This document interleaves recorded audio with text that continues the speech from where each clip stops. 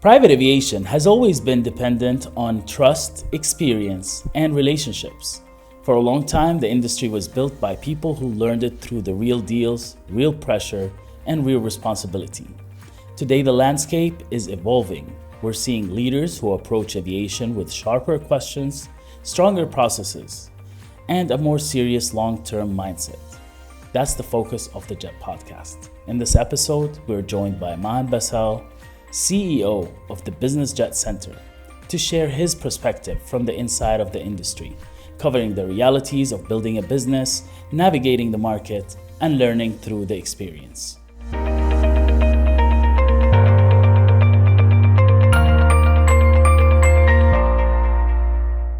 Maan, my brother, welcome to the Jet Podcast. How are you? Good, alhamdulillah. How are you? Of course, I'm good, man. Thank you for coming. I appreciate your time. So, man, we've been working together for a while now, and just for the audience, I would like to know more about how you started in the private aviation industry. What got you in it before you started your company? I wouldn't say it's a family business, but my family business is related to aviation. My parents have a travel agency since 19s, and after I graduated from university as a BA, and then I worked on my own for a while. Then I decided to study as a pilot. I got my license, and then I was a flight instructor for a while. But during my studies, I was studying in Norway, in Sandefjord. Their airport is called Torp Airport. Okay. And while we were studying, we had this briefing room, and it's panoramic, and you can see the runway.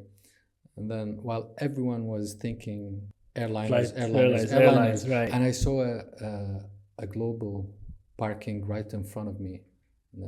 That was where I fell in love with that industry. I thought, okay, Love at first sight. yeah, I don't want to go where everyone's going. I want to go to private aviation. And that's where the idea started. Back in 2017, I tried to work as a pilot in the private industry. It didn't work out. I needed hours. Right. But then in 2019, I thought, okay, since the pilot career is a little hard for beginner, for cadets, let me just go to the business aspect of this industry. And I started at the end of 2019. Right when it started, if you remember, the COVID pandemic started. Right. And that's where this whole industry boomed, when the commercial aviation stopped and everyone had to go to the private industry. And that was my beginning. So let's say I started in 2020 with the private aviation. And I started in Saudi Arabia, in Dubai, in the Middle East region practically, and doing well until now, alhamdulillah. Beautiful. Well. What a great start. To start before COVID, when everybody is like scrambling, airlines are not working, the private aviation is just skyrocketing. Yep. I remember I was talking to corporate pilots, and they're telling me they're flying double the hours they used to fly before COVID. Definitely. Yeah, I mean, a lot of people who never flew private before, they got introduced to private aviation, and now they know they actually, you know what, I actually can afford it if I fly with my family or, with my corporate partners. Not only they afford it, it's not about what they afford and what they don't. It's about they know the value of private aviation. Right. They know the value of this private flight that they take. They know the value of getting there in time, having many meetings in several countries in the same day, using the private aviation. So private aviation, it's not only about money. It's about saving time. Okay. If we just put it in that corner, it's a luxury travel. It's not. True. It's not only luxury travel. It's a way of transportation with high efficiency for highly efficient people. True. Yeah. True. Yeah, it's like time traveling. Exactly. You can't do that with an airline, but you can do it with a private jet like usually people when they fly in the airline, they arrange their day schedule according to the airline departure times. While in private jet, it's on the other side where they decide what time I need to depart from here, what time I need to be landing there. A beautiful, beautiful man. So tell us more about Business Jet Center, how it started, how was the struggles at the beginning with the company? Well, I wouldn't say there was any struggles. Things went smooth since the beginning, and so far things are going smooth with good management, good people backing up, good clients, loyal clients. Things are smooth. I never struggled. Amazing. Except for some issues that we face, and this can happen in any business. Can you give us an example when you started Fraud. with fraud? Oh, yeah. Yeah. We've been working on together closely on a recent unfortunate fraud flight. Yeah, tell us more about it. What happened there? And what happened, the process? Maybe the audience can learn something from it. I'm not going to mention names now. Many of the people in the industry do know already the names that was behind that. But here's the thing. Sometimes people come into the industry and promote something, promote their aircraft or promote that they have aircraft, etc. Now, while you're shopping, you wouldn't know. Or Right. it's hard to know when those are professional scammers because they prepare their papers well Right. before they start their scam. So it was recently in November, and that was actually my first time I faced such an issue. Yeah, and you've been in the industry for 5 years. So you've been blessed to survive 5 years without going through fraud. I've been through many difficulties during these 5-6 years, but at the end of the day, you get to solve somehow with professional people. You get to solve your issues, your problems get solved. I Right. faced so many problems, and course. that's normal. AOGs, Every flight. delays, bad weather, a client that couldn't make it within the crew duty time, etc. We can solve that, but when you face a professional scammer, that's when things get really bad. So, to tell you about the story, I booked a flight through someone that promoted himself as an operator. Okay. And then usually when an operator approach me, I request, I have a checklist. The company, we have a checklist to run before booking. I ran that checklist with them. They passed. I booked with them. And just as our daily routine, we book, we pay, and we wait for the flight date. We booked, signed the contract, we paid.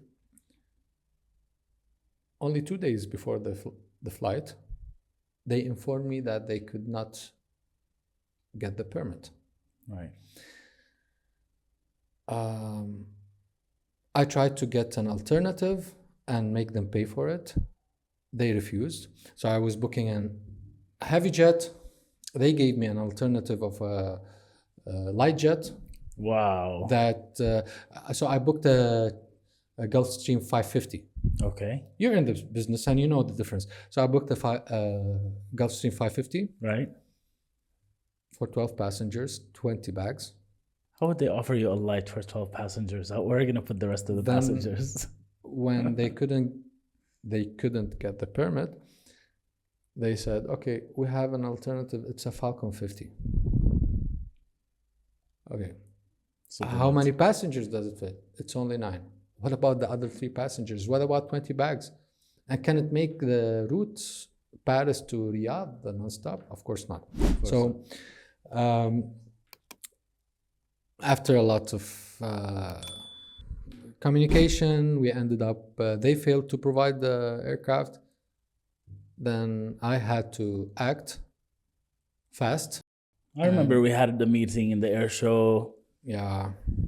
long discussions. Those scammers think they are smart. Getting a lot of money fast. But that's not very smart, because they do gain some money. They do make some profits on the short term. On the long term, their names is burned. They cannot do business anymore.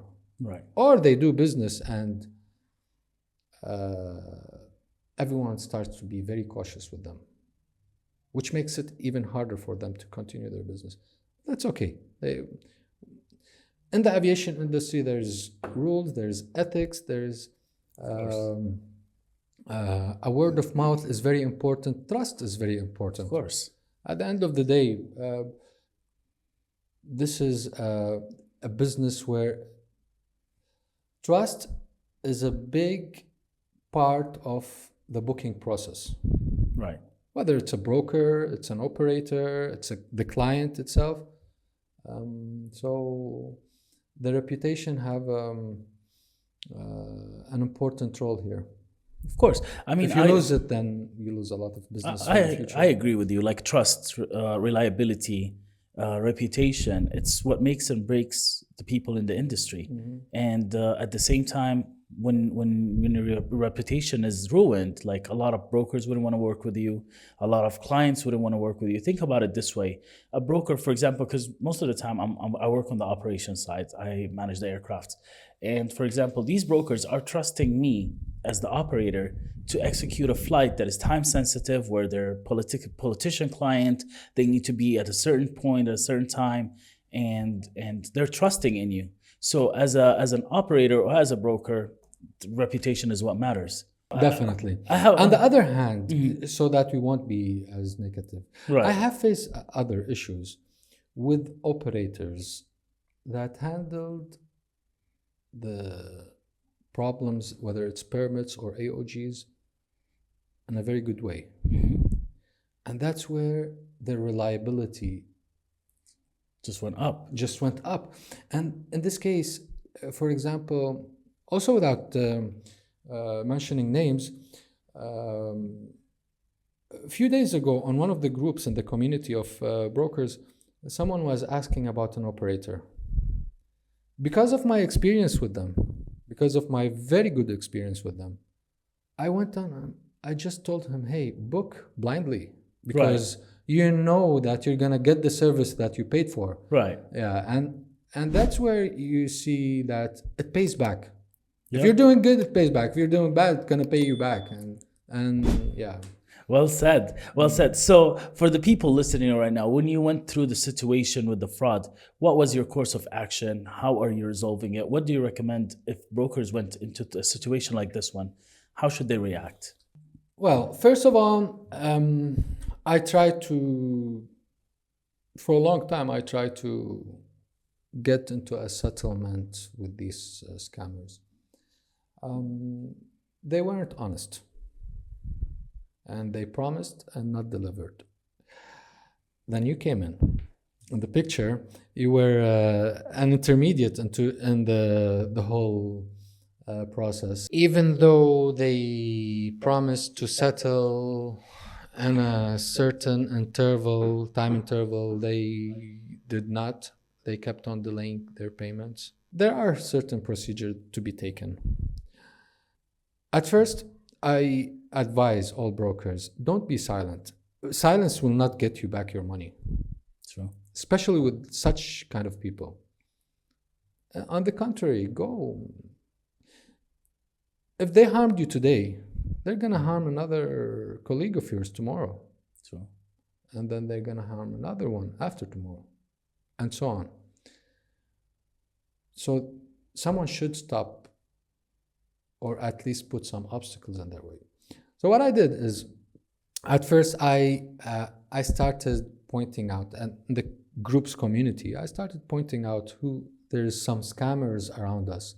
It seems that I remember you had the poll. exactly. Do you want to yeah, expose? that was a teaser, and it actually worked out because everyone was Intrigued to know who are you talking about, but they want to be protected. a lot of people wanted to know, a lot of people knew right away, because again, it's a small community that we Right. have. Right. So when you're talking worldwide, we're about how many brokers? 2,000? Right. That's a small community compared to The population of the world. the market. True. The market is big, Iyad. You know that. Right. And it's growing.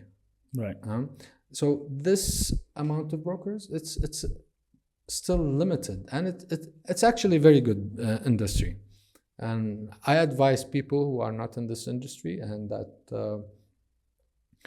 have thoughts or like aviation, it's a good time to go into this industry. So, but do it right. Don't do frauds. Yeah. Stay away from that. And in order to do it right, actually, there are also steps. But back to to your question. So there's several steps that you can take. First, don't stay silent. Go ahead and ask for what's yours. Ask for your money. Then you have I don't know if I can say that. This is a very good platform where you can announce defaulters. Right. Also, you can inform the marketplaces that are in this industry nowadays, in order to stop these scammers from continuing or growing bigger in the market. So that's number one. Number two, don't do like me. Trust the papers once you receive them. Investigate before you actually commit and pay. Right. That was my mistake. I did not go and ask about those scammers before. I just saw the papers. I trusted the process because I've been doing this for a long time, and I've been booking all around the world. All around the world. I've worked with operators from places that you've never heard of, but Right. I never faced such a problem. Telling you were blessed. Yeah, I am. In order to avoid it, try to know who you're booking with. True. Yeah. True. I'll add something to that. So we've honestly, this is not the first fraud that I've seen around. There's multiple frauds that I've seen and witnessed, and it was like each one is different way, right? And this is honestly the reason we are right now with. We are in discussions with them, still not firm 100%. And I support that. I told you that when I knew, I supported that. So we're creating fraud prevention masterclass, where we discuss how brokers can actually protect themselves, what red flags to look into, and also we will be supported by. They're going to provide us with all the kind of stories or all the kind of frauds that they came through their through their platform. That way we can help all of us protect this community and save each other, because look, we're working with big amounts of money.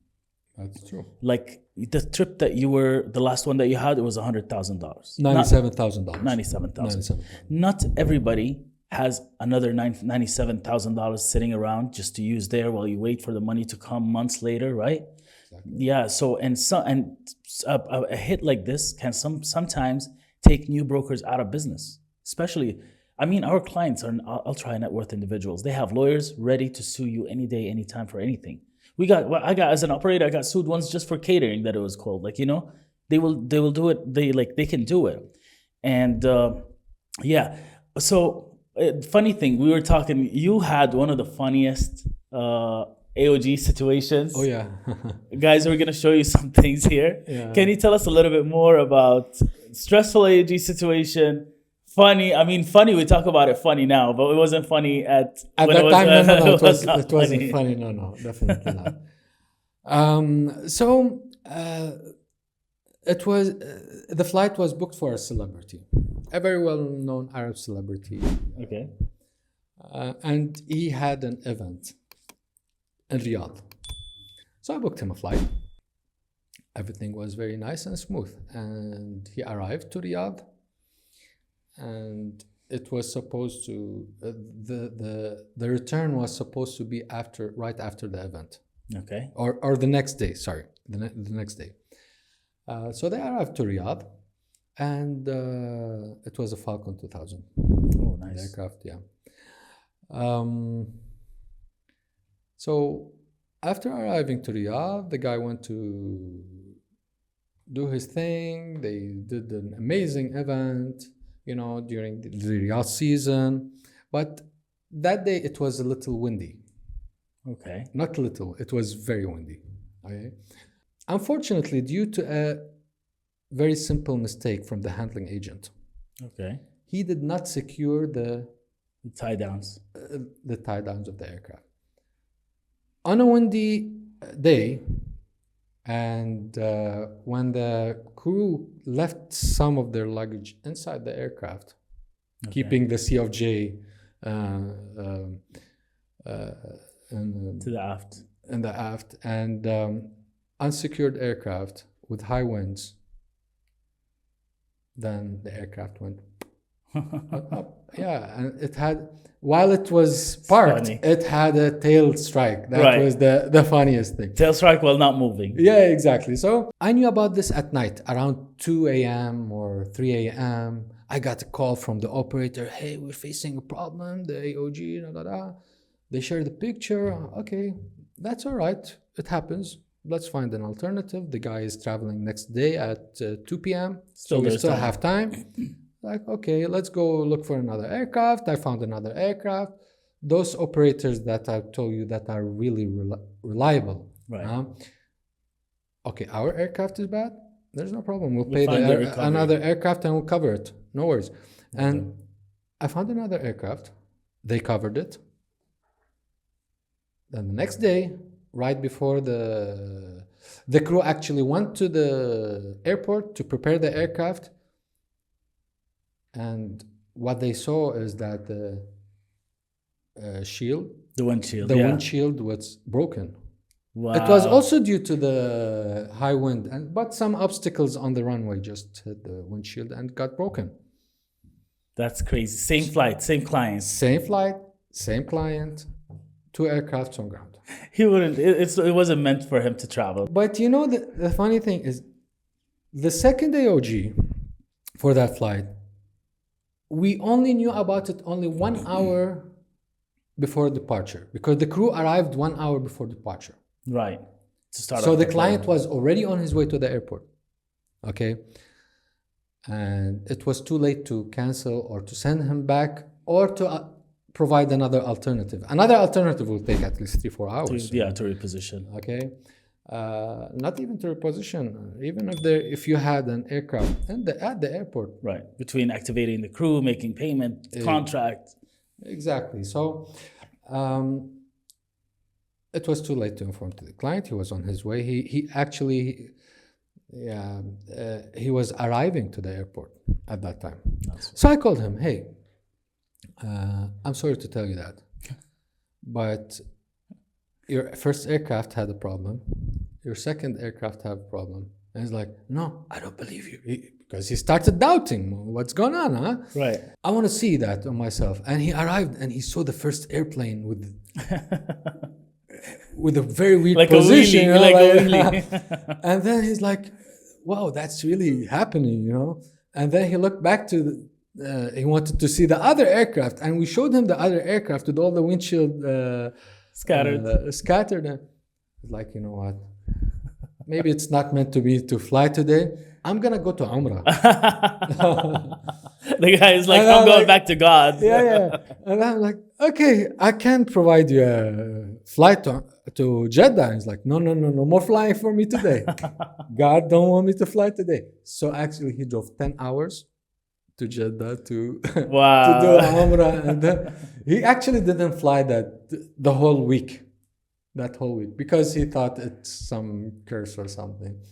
But yeah, I mean, you wouldn't blame him. I wouldn't blame Yeah, him. Yeah, if it was me, I it's would not be a basic AOG. A part is missing, or we need this part, or we need to fix mechanic. it was It's hard. act of God. Yeah, yeah. So that was the funniest, one of the funny stories that happened.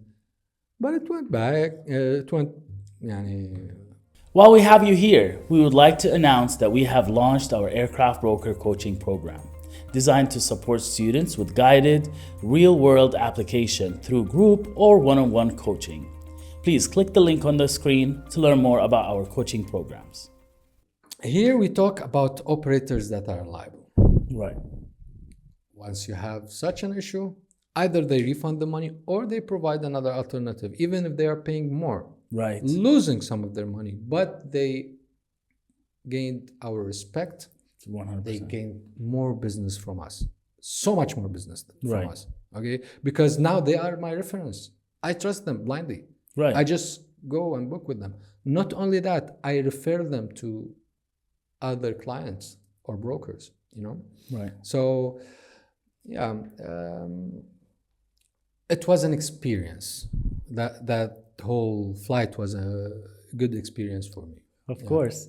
Well, I'll tell you, this is my philosophy. Like, as an operator, and sometimes it's a hit for us because I'll be honest with you, as an operator, our margins are not that high because any mechanical that happens, now we have to spend money in the market instead of collecting money on the market, and we have to once we fix the issue of the mechanical, it's going to take a day or two. How many flights are going to be affected? We're going to fly the aircraft empty to continue with whatever schedules we have.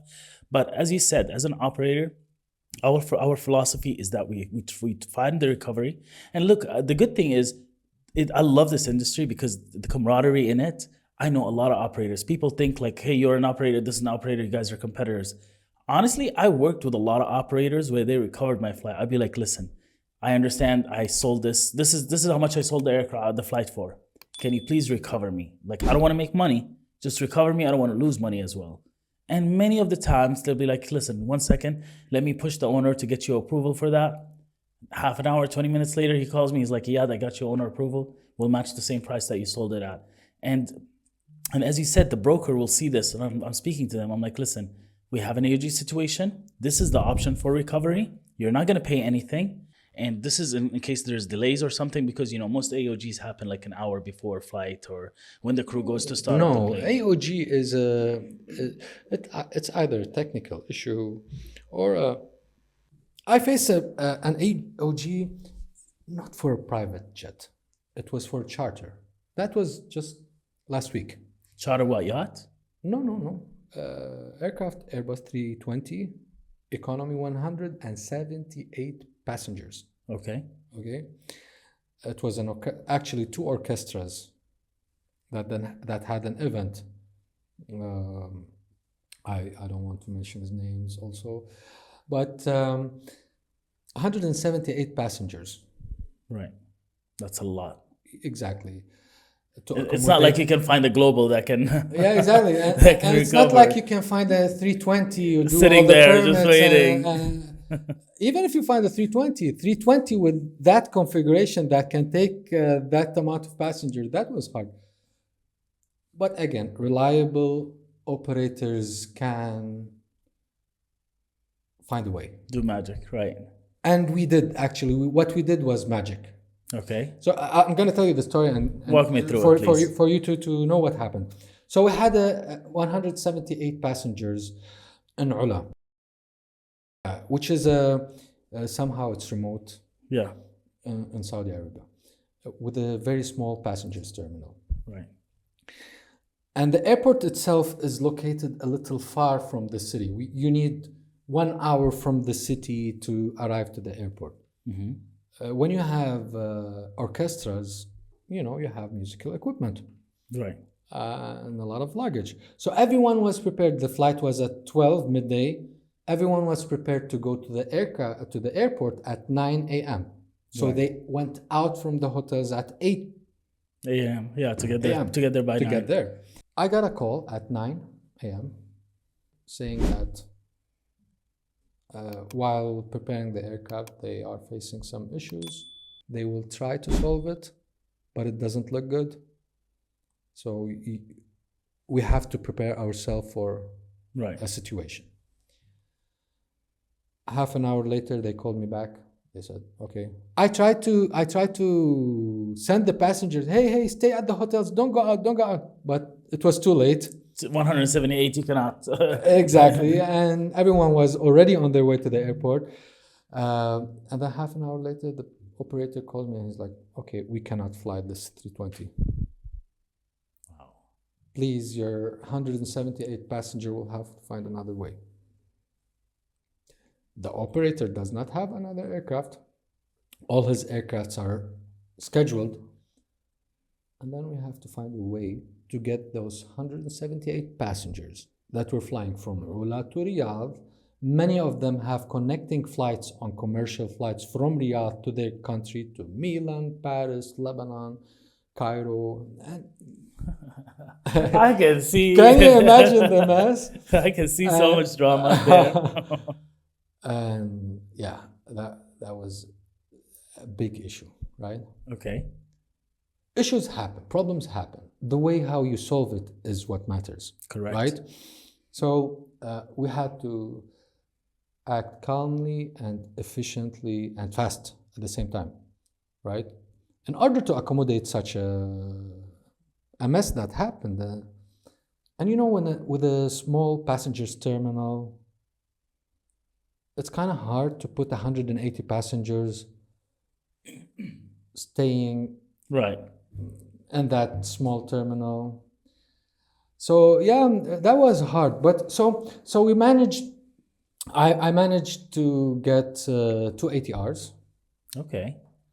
and then those 280Rs were like shuttling passengers back and forth with 50 passengers capacity, 178. So we needed 4 flights. So I managed 1, 2, 3 flights back and forth, and then the last one I got another Airbus 319 with 70 passengers capacity to take the rest, the remaining passengers and the remaining baggage and musical equipment. Right. So can you imagine how big that was?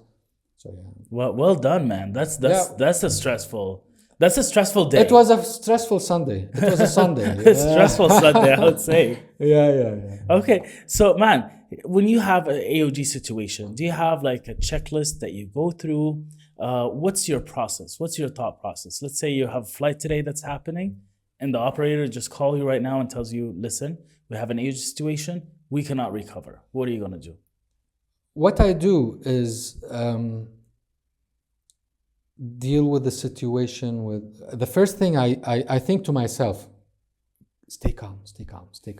Huh? Because it is stressful when you have an AOG with a VIP, whether it's a VIP client, whether it's a charter as passengers, as I told you, passengers do not understand, or not all of them, but many of them do not understand the situation as well as we do. So you have 2 sides here.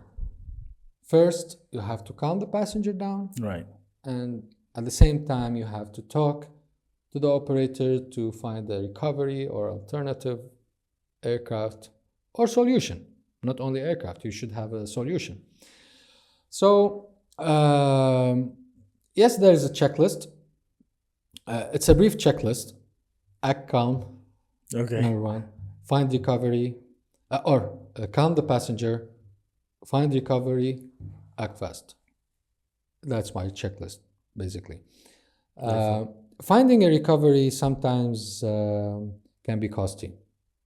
You know how it is. Last minute ASAP flights are a little more expensive than normal flights, and sometimes you'll have to just get an aircraft, whatever aircraft that's ready, even though it's positioned a little further than what you had planned before. So yeah, it happens a lot, especially nowadays when many aircrafts are just getting out of date somehow, even though the maintenance is going well according to schedules, etc. Airworthiness is well controlled by civil aviation authorities worldwide, But still, some of the aircrafts are getting older, and AOG are increasing somehow, on a small percentage, but it is increasing. Right. Yeah, so you just have to handle it well. You have to know how you do things. Yeah. Okay, amazing. As brokers, we have clients. Even if my clients are based, for example, in the U.S., they still fly to Asia, they still fly to Africa, they still fly to the Middle East. So we have flights going on all over the world. What are your thoughts about the market if you compare between American market, European market, African market, Asia, Middle East? What are your thoughts about the private aviation market globally? Each market has its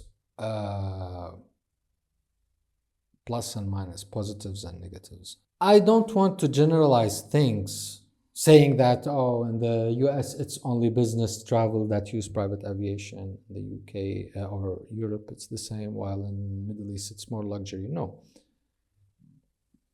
Yeah. This industry is about luxury and time saving or business travel. This is, by the way, this is where my company's name come from, the Business Jet Center, because it's all, I was aiming for business corporates and business clients. So it's different somehow, but at the end of the day, you're delivering one product and you have to be efficient at it. Whether it's a luxury VIP traveler, whether it's a business traveler, Right. your mission is to provide what he's asking from you. Right. A private jet on those terms, that time, that date, that expected service level on board, and Right. so on. It is different somehow in culture, but it's not different in matters of service. You should deliver a service. And this the transportation, that's the service that you're providing. Yeah. Right. Amazing. Okay, so we as aircraft brokers, what do you think mistakes aircraft brokers do, whether they're new, whether they're veterans in the industry? What a mistake commonly done by brokers. Not being informed, low level of knowledge. You know, it's very important knowing what you're doing. Right. And there's a lot of brokers in the industry just because they know. A super mid and a heavy and a ultra long. Yeah, they think they know a lot of, but no, it's knowledge. Knowledge. You have to know exactly what you're selling in order to sell. And that's where I think of. I was thinking of doing a course in brokerage and this industry, but you were lost up. Yeah, now we can find some courses in this industry. This is very important for the new starters. And as we started this podcast, I told you it's a growing business. Right. Now it's even growing bigger than before. Knowledge is very important. Be informed, know what you're doing. Right. Take some courses, read, and it's not only, you're not only an intermediate guy. You have to know what happens, how permits are done. You know, in some part of the world, permits need a specific time and so on. Right.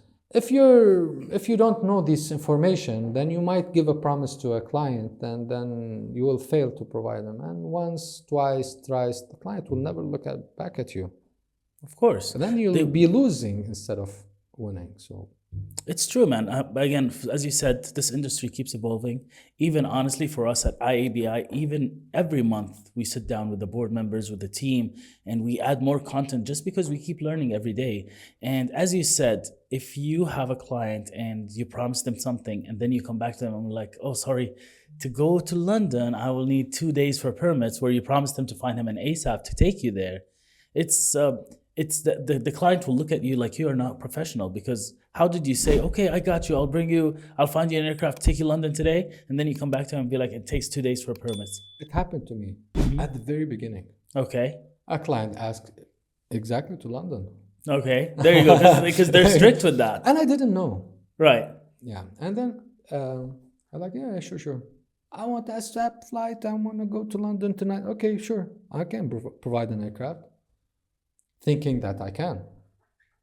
Yeah. But I didn't know. Right. When I looked into the market, no one is accepting my flight. No one is accepting my request. What's going on? And then I found out, I need at least 72 hours for the permits to be done. And that's where I failed with the client. Right. Now, the client understood somehow because he came to me after failing with many other brokers. Right. But that was managed. I got my client what he needed. Yeah. And, because sometimes you have to circumvent the whole process. You have to do a stop in a European country and then, right? Mm-hmm. Of course. And then he accepted this term, a flight to London, Dubai to London with the stop, technical stop. He accepted that and he went. Right. Yeah, I mean, some of the clients know if they fly frequently, they know these things, and some others don't. But again, it's you, how you handle the situation, how you come back to your client to explain to them, this is the situation, an alternative, and what you can provide them. Yeah, something very important, and it's worth mentioning. Look, the way I see things and this industry and how it's growing, I look back in the aviation industry all in all, right, in general. So commercial aviation started in the 1950s, right? Right. Then at that point until I think the 80s, it was considered as a luxury. Whomever is traveling, he's rich, of course, he's high-profile people. Those were the passengers. Right. Then after the 80s come the 90s, when it became more commercial. Mm-hmm. Nowadays, everyone is traveling. Actually, flying on commercial aircraft is a necessity in life. Of course. Everywhere you go, you're just flying. It's normal. Even if there are few flights around the world that are 20 minutes long and so on, which is a trip that you can take by train or by an hour and a half in a car or 2 hours exactly. Maybe or something. Then I start looking at the private aviation. We started in the 70s. Then nowadays it's becoming more popular among passengers. Not only businessmen are traveling. No, businessmen, celebrities, normal people looking for luxury, rich people, new rich, old rich, etc. Right. They're all using private jets. In the future, this will be very normal. Right. Booking a private jet will be as easy as going into booking.com and doing a simple booking. This is going to be the near future. Right. The new luxury item, the new time-saving item will be hypersonic, and you know right. that we're in the phase of bring it back, hypersonic, air taxi, hypersonic. Hypersonic is I think is the next new big trend. Thing. Yeah. Because I think it's very soon, and I think a few countries started accrediting the aircrafts. Yeah. Hypersonic, yeah. I've actually you're so right that, because for example we have in the US they sell by seats. It's a private, like it's kind of like a private, I wouldn't say private jet, but it's like less seats, more comfortable, higher level class of flying. But they do this like these routes: New York, Miami, New York, California, Miami, and I believe also, for example, whenever you're flying commercial, you just waste 2 to 3 hours from your time. Right. Before boarding, then after arriving, you spend another hour. Right. So that's 4 hours of Your day. exactly. Even if your flight is half an hour, 1 hour, 2 hours, whatever it is, you're gonna spend 4 days Okay. getting there and getting out of there. While in Right. private aviation, you're just getting there 15 minutes before. 15 minutes, You leave with your luggage right Leaving. next to you. leaving right away from the airport. You Right. just save for 3-4 hours. And you know time is money. Of course. So yeah, this industry is it's gonna be very normal very soon. You'll see that. Right. This is my forecast, but I kind of believe it. You know, it's gonna be very normal. Everyone will have access, and it will be affordable by everyone. Yeah. Yeah. And the new next thing will be hypersonic. I love it. I love to watch it evolve in front of us. While we wrap this episode, I didn't ask you, what is your favorite aircraft to charter out for your clients? Tough question. No. No? I know Okay. it. You know it. All right. ACJ. Oh, bro. I love the which like I'm sure you chartered out. I remember you had one under management before as well. That's correct. Yeah. So what was the configuration? What do you like about the 22 aircraft? passengers, bedroom, internet on board, beautiful, luxurious interior. What else can I say? We even had a oud and a sound system in it if you want to make a party. And some of my clients did make parties on board. I was on board one of those flights, and it was A different level of yeah, experience. Yeah, Man. yeah. It was an Airbus 319, ACJ 319, and with such a luxurious interior.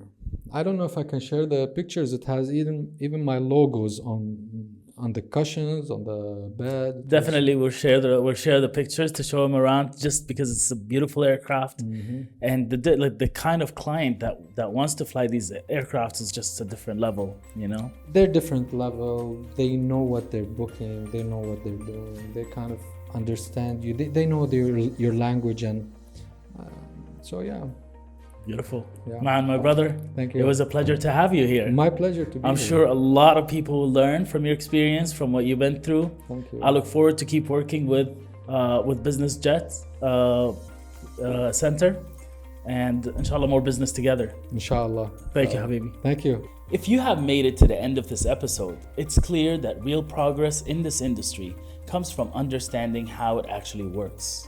To explore private aviation and aircraft brokerage in more depth, visit IABI.aero and request a free consultation. If this conversation added value, feel free to share it with others and subscribe for more industry-focused discussions. You've been listening to the Jet Podcast presented to you by IABI.